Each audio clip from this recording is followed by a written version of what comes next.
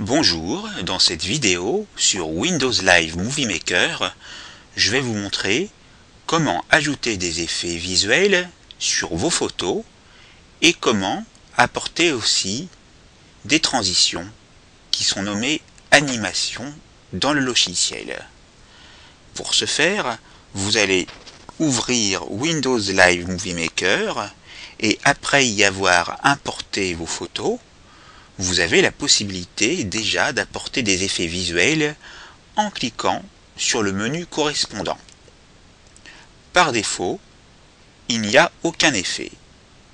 Ici, si vous passez le curseur de la souris sur l'effet, vous remarquez automatiquement l'effet apporté. Ici, vous avez postérisé. Auparavant, vous aviez détection des bords. Ici, maintenant, vous avez seuil. Ici, vous avez noir et blanc. Vous avez ici, parmi les 4 qui suivent, d'autres noirs et blancs.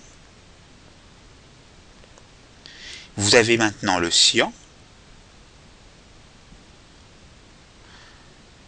Ici, vous avez le sépia, qui était utilisé dans les photos d'antan.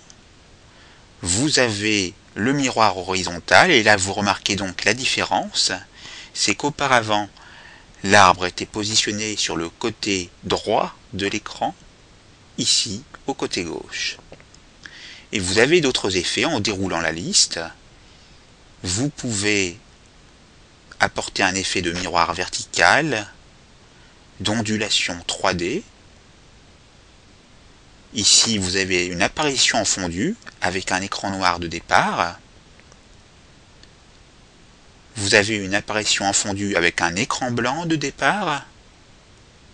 Disparition en fondu avec un écran noir d'arrivée.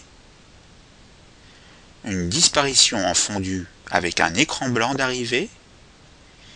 Ici, vous avez un effet de teinte qui va vous permettre de parcourir l'intégralité du spectre des couleurs. Si on le sélectionne et qu'on clique sur lire, automatiquement vous allez voir le spectre des couleurs s'afficher. Et pour chacun des effets, vous pourrez le lire. Vous en avez donc d'autres encore, comme pixelisé, rotation de 360 degrés,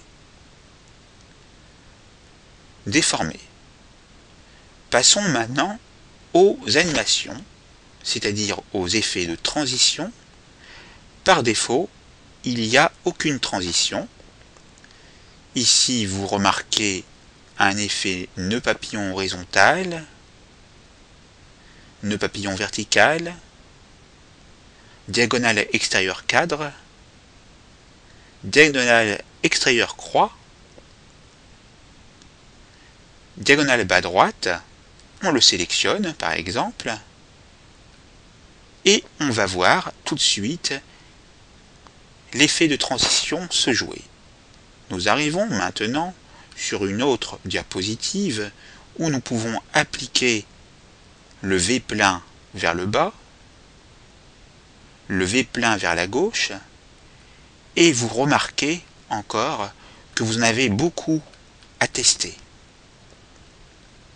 Le dernier étant le zigzag vertical. Vous pouvez également apporter un effet automatique de panoramique, comme ici, et vous remarquez qu'automatiquement la photo se met en panoramique. Vous avez la possibilité de faire défiler vers la droite la photo, de la faire défiler vers la droite en haut, défiler vers la gauche, et bien d'autres effets encore si vous descendez la flèche, comme par exemple le dernier, zoom arrière en haut à gauche.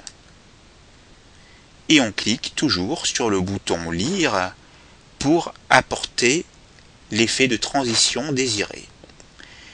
Quand vous aurez choisi pour chacune des photos tous les effets de transition et les effets visuels, vous pourrez ainsi créer par la suite un diaporama complet. La formation est terminée, c'est à vous.